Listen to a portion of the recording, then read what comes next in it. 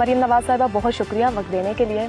भरपूर तौर पर आपने इंतखाबी मुहिम चलाई है गिलगित बल्तिस्तान में, और इख्तिताम पर आकर बिलावल भुट्टो साहब से आपकी मुलाकात रही। क्या तय किया गया इस मुलाकात में? आयशा, तय तो कुछ नहीं हुआ, और ये एक मुलाकात कोई ख़ास मकसद के लिए हुई भी नहीं थी, क्योंकि बिलावल भुट्टो साहब और मैं एक ही होटल में ठहरे हुए हैं और एक ही फ्लोर पे ठहरे हुए हैं। हमारी मुलाकात पहले इसलिए नहीं हो सकी कि मैं अपनी कैंपेन ट्रेल में थी और वो आई थिंक हुंजा गए हुए थे, और वो कुछ दिन बाद आए। तो जब वो कल आए और मैं भी कल अपनी कैंपेन ख़त्म करके जब मैं घर आई, होटल आई, तो मैंने उनको फिर चाय पे इनवाइट किया था, क्योंकि मैं बड़ी हूँ तो मैंने सोचा कि वो यहाँ पर हैं तो मैं उनको चाय पे इनवाइट करूँ। किसी ख़ास मकसद के लिए वो मुलाकात नहीं हुई थी, लेकिन उसमें बहुत सारी चीज़ें डिस्कस हुई, और उसमें गिलगित बल्तिस्तान के इलेक्शन पे भी बात हुई, प्री पोल रिगिंग पे भी बात हुई, जो लेवल प्लेइंग फील्ड हमें नहीं दी गई उस पर भी बात हुई, और पीडीएम पे भी बात हुई, नैरेटिव्स पे भी बात हुई। तो आगाज़ कर लेते हैं पीडीएम से ही। आप मेहमान बनी थी कराची में जाके, उसके बाद होने वाला वाक़या, फिर आने वाली रिपोर्ट, बिलावल साहब की जानिब से क्या बिलावल साहब पीडीएम का पूरा प्लेटफॉर्म इस रिपोर्ट को यकमुश्त मुस्तरद करता है, रिजेक्ट करता है जो आप लोग कह रहे हैं, या मुतमईन हो गए हैं? देखिए, बिलावल साहब का या पीपल्स पार्टी का इस पे जो मौक़िफ़ है वो तो वही बता सकते हैं। मैं आपको अपना मौक़िफ़ बता सकती हूँ, अपनी पार्टी का मौक़िफ़ बता सकती हूँ, और अपना ज़ाती मौक़िफ़ बता सकती हूँ। और मियाँ साहब का मौक़िफ़ तो आपके सामने है, आपने उनकी ट्वीट पढ़ ली। बिल्कुल। दो उनकी आवाज़ पे पाबंदी है, लेकिन छुप छुप के सब उनकी ट्वीट्स भी पढ़ते हैं, आवाज़ भी सुनते हैं, और उनकी जो आवाज़ जो नहीं खोली जा रही बंद है, लेकिन सबके ज़हनों में, दिमागों में, कानों में सिर्फ उन्हीं की नैरेटिव गूंज रहा है, और ये हुकूमत और सब सिलेक्टेड और सिलेक्टर्स सब मिल के उन्हीं के बयानिए को रिस्पॉन्ड कर रहे हैं, छुप छुप के सुनते हैं उनकी सारी बात। तो मैं तो आपको अपना मौक़िफ़ बता सकती हूँ। मगर कल की मुलाकात में कुछ तो आपने कोई अपना तहफ़्फ़ुज़ या ख़दशा या मियाँ नवाज़ शरीफ की बात के नहीं, सिंध हुकूमत को कुछ इसको देखना चाहिए, सोचना चाहिए, हम मुतमईन नहीं हो? नहीं, इस पर मैंने उनको नहीं कहा। कोई बात नहीं। उन्होंने कुछ बातें मुझसे शेयर की थी, मैंने भी उनसे कुछ बातें शेयर की, लेकिन वो ऑफ द रिकॉर्ड है। अच्छा, चलें।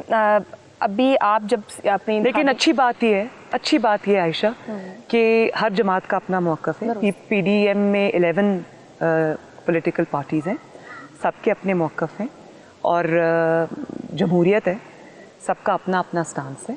लेकिन 3-4 बातें ऐसी हैं जिसके ऊपर पीडीएम का जो कंसेंसस है, और कोई भी जमात उससे हटने को तैयार नहीं। डिस्पाइट द फैक्ट कि बहुत ज़्यादा कोशिशें हो रही हैं, क्योंकि जिनके पास परफॉर्मेंस नहीं है, जिनके पास अपनी कोई कारकर्दगी नहीं है, जिनके पास अपनी कोई सियासत नहीं है, जो सियासी लावारिस हैं, सियासी यतीम हैं, उनकी एक ही चीज़ के ऊपर पूरी अब डिपेंडेंस है, और वो ये है कि कहीं पीडीएम में कहीं कोई क्रैक नज़र आए और हम कहें कि जी ओ हो ये तो, वो इस चीज़ के ऊपर तकिया करके बैठे हुए। मुझे तरस आता है उन लोगों के ऊपर कि छोटी छोटी बातों पे कि जी वहाँ पर मियाँ साहब की तकरीर नहीं हुई तो इसलिए कि पीडीएम ने नहीं चाहा कि उनकी तकरीर हो। मौलाना साहब ने परसों आके हर चीज़ वाजे कर दी, इसके ऊपर पीडीएम का कंसेंसस है, और जो इससे उम्मीद बांध के बैठे हुए हैं इंशाल्लाह उनको मायूसी होगी। ये जो आपने क्रैक्स की बात की, ये वाकई जब हम सहाफ़ती हलकों में कहीं बात होती है तो ये इसको नोटिस किया जाता है कि कहीं ना कहीं ये पीडीएम कितनी जुड़ी हुई है, और कहाँ कहाँ से इसके अंदर वो सुराख हो सकते हैं कि कुछ निकले। इसकी आयशा ज़रूरत क्यों पेश आती है? आपके पास और कोई काम नहीं है करने के लिए? पॉलिटिकल बहुत हमारा स्फीयर गर्म हो चुका है। नहीं, इसलिए कि आप पॉलिटिकली बिल्कुल इरेलेवेंट हो चुके हैं। आपको सिर्फ यही चीज़ एक रेलेवेंट नज़र आती है, और आपकी उम्मीद भी इसी से। ना आपके पास परफॉर्मेंस है दिखाने के लिए, ना आपके पास कोई पॉलिटिकल नैरेटिव इस वक्त। अगर आपने उम्मीद बांधी हुई है तो इसीलिए इसी चीज़ से बांधी हुई कि कहीं कोई, अल्लाह करे कि कोई क्रैक नज़र आ जाए। एक मिसाक होने जा रहा है, और तो मजीद मजबूती की कोशिश की जा रही है। अगर कोई लूप पीडीएम की बात करें, जी बिल्कुल, जिसकी डेट्स भी दी गई। पीडीएम का एक मिसाक तो हो चुका है, और वो मिसाक है कि इस हुकूमत को घर भेजना है इंशाल्लाह ताला। अवाम का जिस तरह से इसने इस्तेसाल किया उसको हमने घर भेजना है, और हमने हर इदारे को उसके कॉन्स्टिट्यूशनल रोल तक महदूद करना है। सियासत में मुदाखलत बंद करनी है। इस चीज़ पे फैसला है कि इस मुल्क को इलेक्टेड लोगों ने चलाना है, फ्री एंड फेयर इलेक्शंस होंगे। उसके बाद मुझे ये तो अभी का हमारा मीसाक है, लेकिन मेरा ज़ाती ख्याल है कि ये पीडीएम का जो मीसाक है वो ख़त्म नहीं होना चाहिए। वो जब हुकूमत घर चली जाए वो एक लार्जर, जिसको कहते हैं कि चार्टर में तब्दील होना चाहिए, जिसमें आवाम को एक नया चार्टर दिया जाए कि पाकिस्तान को किस तरह से गवर्न करना है। वज़ीर-ए-आज़म इमरान खान की जानिब से अपने लोगों को कहा गया कि भरपूर अंदाज में अपोजिशन को जवाब दिया जाए, और आप तो बड़े फ्रंट से लीड कर रहे हैं इस वक्त और बड़े वज़रा बयानात देते हैं कि आप नून लीग की सियासत को बंद गली में लेकर जा रहे हैं और मुल्क दुश्मन ये सब, तो क्या तैयारी है मरीम नवाज़ की, क्योंकि वफाकी वज़रा की फ़ौज तो तैयार खड़ी है कि रोकना है? देखिए, वफाकी वज़रा की जो फ़ौज है या जो इमरान खान साहब की आप बात कर लें, जो उन्होंने ये हुक्म दिया है, तो ये तो वो उनका सियासत ही यही है।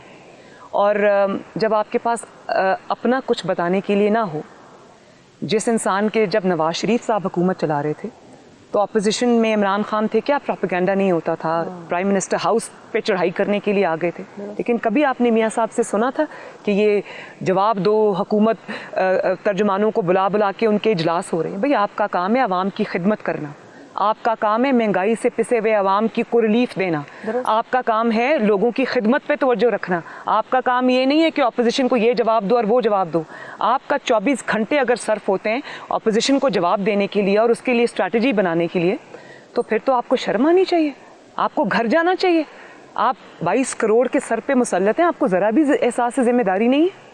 और दूसरी, जहाँ तक आपने गद्दारी की बात की, जहाँ तक आपने मुल्क दुश्मनी की बात की, तो लोगों की नज़र में ये एक ऐसा बयानिया है जो पिट चुका है।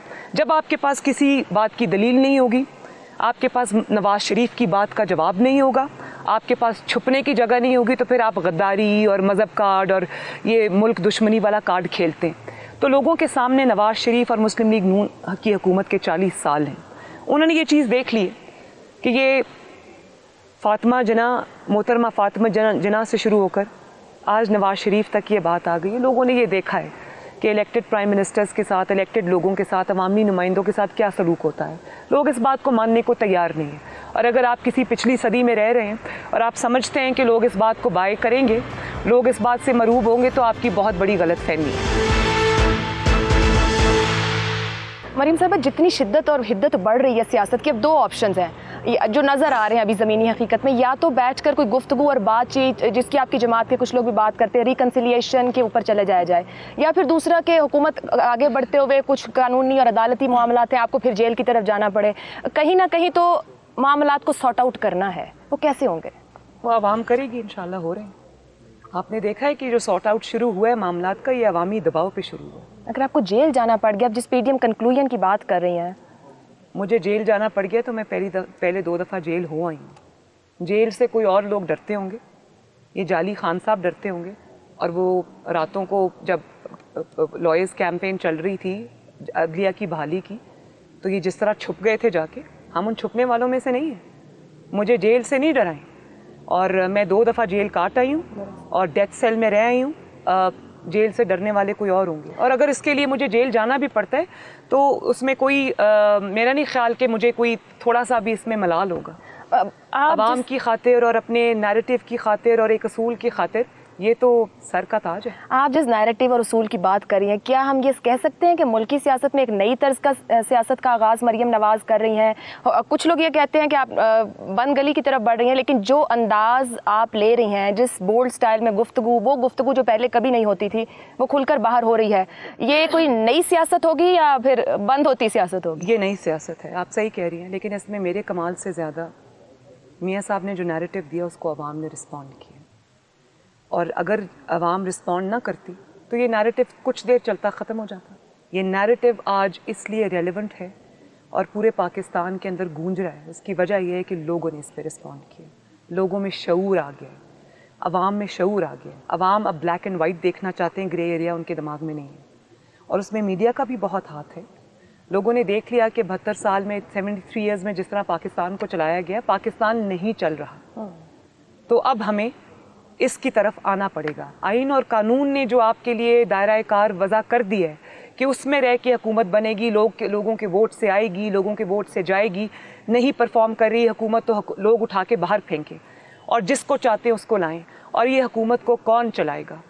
और 5, 6, 7, 8 लोग मिलकर ये हुकूमत नहीं चलाएंगे। इस हुकूमत को अवामी नुमाइंदे चलाएंगे और वो हुकूमत अवाम को जवाबदेह होगी। ये लोगों का नैरेटिव है, लोगों ने इसको अपना लिया है, इसीलिए सियासत बदल गई। इसीलिए आज लोग नवाज शरीफ की बात भी सुन रहे हैं, मरीम नवाज की बात भी सुन रहे हैं। इसीलिए सिलेक्टर्स और सिलेक्टेड एक पेज पे होने के बावजूद आज कमज़ोर होकर ख़त्म होने जा रहे हैं। जीबी का नतीजा टेस्ट केस कह सकते हैं? जो मूवमेंट आप और बिलावल भुट्टो चला रहे हैं पीडीएम, यहाँ का नतीजा क्या आप लोगों की वहाँ की सियासत का टेस्ट केस बनेगा? देखें, टेस्ट केस तो कराची का वाकया था कि कराची में वही अंधी ताकत इस्तेमाल करने की कोशिश की गई। ये जाने बगैर कि पाकिस्तान अब बदल चुका है और जितना बड़ा एक्शन होगा उससे बड़ा रिएक्शन आएगा। तो इसी तरह जो उन्होंने अपनी ताकत के नशे में वो कदम उठाया वो बैकफायर कर गया। अवाम ने रिस्पॉन्ड किया, अवाम ने रिएक्ट किया, अवाम ने उसको तस्लीम नहीं किया। इसलिए अगर आप अपनी ताकत का अंधा इस्तेमाल जीबी के इलेक्शंस में करेंगे, अगर आप वही धांधली चलाने की कोशिश करेंगे तो लोग उसको नहीं मानेंगे, लोग उसको रिएक्ट करेंगे, उस पर रिएक्ट करेंगे क्योंकि यहाँ पर तहरीक इंसाफ की कोई प्रेजेंस है ही नहीं जीबी के अंदर। तो अगर आप ज़बरदस्ती कोई चीज़ मुसल्लत करने की कोशिश करेंगे वो चलेगी नहीं। जाएगा। आपने लोटाक्रेसी का बहुत जिक्र किया अपनी इंतखाबी मुहिम के दौरान। आपकी जमात से बलूचिस्तान से गैर लोगों को बिलावल भुट्टो की जमात की जानिब से शामिल होने की दावत भी दी गई। सीओडी में भी हम ये देख चुके थे कि तय किया गया था। ये कंटिन्यू कर सकता है पाकिस्तानी सियासत में आपकी राय में कि हम लोगों को रोक सकते हैं कि वो इस ट्रेंड को छोड़ें, या पॉलिटिकल जमातों के ऊपर इसका ओनस? अब यही होगा इंशाल्लाह। आपको पता है कि लोटों के ऊपर जितना रिएक्शन अवाम की तरफ से आ रहा है हमारी तरफ से नहीं आ रहा। लोग उनकी बात सुनने को तैयार नहीं है। अब पंजाब असेंबली में कुछ लोग जो 5-6 लोग हैं, 4-5 शायद 3-4, जो 2-3 साल से इसी हुकूमत के साथ बार बार मिल रहे हैं और उनको बार बार खड़ा कर दिया जाता है। आप ये जो उनके साथ हुआ है ये अवामी रिएक्शन पे हुआ है। जो चीज़ अवाम जिसको सपोर्ट नहीं करती वो ज़्यादा देर ठहरती नहीं है। और अवाम में जितनी नापसंदीदगी और नफ़रत इन लोटों के लिए, मुझे बहुत खुशी है कि पाकिस्तान की सियासत अब उस तरफ जा रही है कि वो बेवफा इंसान को, लोटों को पसंद नहीं कर रहे। और मेरी पाकिस्तान के अवाम से और खुसूसन नौजवानों से ये अपील भी है कि इस सियासत को हमेशा के लिए दफन कर दें। जो इंसान अपने ज़ाती फ़ायदे के लिए अवामी फ़ायदा कुर्बान कर दे, जो इंसान अवाम की खातिर अवाम का नुमाइंदा होने के बावजूद थोड़ा सा प्रेशर भी बर्दाश्त ना कर सके, वो अवामी नुमाइंदा कहलाने के अहल नहीं है, वो आपके वोट का अहल नहीं है। उसकी सियासत को दफन कर दें और अल्लाह करे कि 2020 से पाकिस्तान की सियासत ये हो कि जिसको आपको पार्टी पॉलिसी से इत्तेफाक नहीं है, आप प्रेशर नहीं ले सकते, आप घर बैठे। लेकिन वक्त आने पर जब आपको लगे कि मुझे थोड़ा सा ज़ाती फ़ायदा वहाँ नज़र आ रहा है, आप अवामी फ़ायदा उस पर कुर्बान करके जाएं, तो फिर आपको अवाम के गैज़ो गज़ब का निशाना बनना पड़ेगा। आपने प्रेशर की बात कर दी है। पीडीएम पे जो मौक़िफ़ मुस्लिम लीग नून मियां नवाज शरीफ साहब का सामने आया, वो एक नई तरह का प्रेशर था जो खुलकर अवाम के सामने रखा गया। कल की मुलाकात में भी बात हुई कि इस प्रेशर को और ऊपर ले जाया जाएगा, हाई बिल्ड होगा, इससे भी आगे की बात सामने आ सकती है, इससे भी आगे का मौक़िफ़ सामने आ सकता है, या थोड़ा टोन डाउन कुछ अरसे के लिए कम से कम जलसे कर लें? नहीं, देखें, अगर हम टोन डाउन करें भी तो इनकी अपनी जो कारकर्दगी है, इनके अपने जो ब्लंडर्स हैं, जो घबराहट में ये कर रहे हैं, ये खुद ही उसको हाइप देंगे इंशाल्लाह। और जब वो हाइप होगी तो हमें रिस्पॉन्ड करना पड़ेगा। पीडीएम की जो जमातें, उनको जो एक चीज़ मुत्तहिद रखेगी वो है आवाम का प्रेशर। जलसे हुकूमत भी कर रही बहुत। हुकूमतें कब जलसे करती? अगर हुकूमत को जलसे करने की ज़रूरत पेश आ जाए और ऑपोजिशन के जवाब में जलसे करने की ज़रूरत पेश आ जाए, जिनको सरकारी जलसे कहा जाता है। अभी हाफिज़ाबाद में इमरान खान साहब का जलसा हुआ, इतने सरकारी वसाइल झोंकने के बावजूद अवाम को छुट्टी दे दी। जो हमें कहा करते थे कि हमारे जलसों में पटवारी होते और ये होते हैं, वो तो नहीं होते थे, अवाम होती थी। इनके जलसों में तो वाकई जो लोकल उनके वो जो सरकारी ओहदेदारान हैं, ऑफिसर्स हैं, उस्ताद हैं और जो सरकारी मुलाजिम हैं, वो सब शामिल थे। उसके बावजूद वो नाकाम तरीन जलसा था। तो हुकूमतें कब जलसे करती? हुकूमतें तो काम करती हैं, खिदमत करती हैं अवाम की, वो ऑपोजिशन को रिस्पॉन्ड नहीं करती। उनको अगर जलसे करने की ज़रूरत पेश आ गई है तो इसका मतलब है कि वो समझ रहे हैं कि उनकी हुकूमत हिल चुकी है। मरियम नवाज साहिबा, पीडीएम एक जमहूरी स्पेस हासिल करना चाह रहा है, जमहूरी क़ुव्वतें अपना हक चाह रही हैं। हालात और मामला जहाँ खड़े हैं इस वक्त, जब आप खुद कह रही हैं कि हुकूमत भी जलसे करे, अपोजिशन भी जलसे करे, क्या पीडीएम स्पेस ले लेगा या पीडीएम के पास वो स्पेस कम भी पड़ सकती है अगर हालात पीडीएम के हक में नहीं रहते? पीडीएम स्पेस ले चुका है अल्हम्दुलिल्लाह। पीडीएम को स्पेस दी है पाकिस्तान के 22 करोड़ अवाम ने। स्पेस लेने की पूरी कोशिश अब ये सिलेक्टेड हुकूमत कर रही है। अवाम इनको स्पेस देने को तैयार नहीं है। पीडीएम ने अवाम, मैंने आपको पहले बताया कि पीडीएम अवाम के प्रेशर पे बनी है और अवाम के प्रेशर पे ये सब इकट्ठे रहेंगे। क्योंकि कोई भी पॉलिटिकल पार्टी जो एक जेन्युइन पॉलिटिकल पार्टी है, मैं जनरल पाशा की पॉलिटिकल पार्टी की बात नहीं कर रही, मैं अब जेन्युइन अवामी पॉलिटिकल पार्टीज़ की बात कर रही हूँ जो कि पीडीएम के अंदर शामिल है। कोई भी पार्टी अफोर्ड नहीं कर सकती कि आवाम की जो पल्स है, आवाम का जो सेंटिमेंट है, उसके अगेंस्ट जाए। एक आखिरी सवाल, सेनेट के इंतखाब से मुस्लिम लीग नून का तवक्को क्या है इसको लेकर? कुछ हासिल कर पाएंगे या उससे पहले बहुत कुछ और देख रहे हैं? उससे पहले बहुत कुछ और देख रही हैं। वो क्या हो सकता है?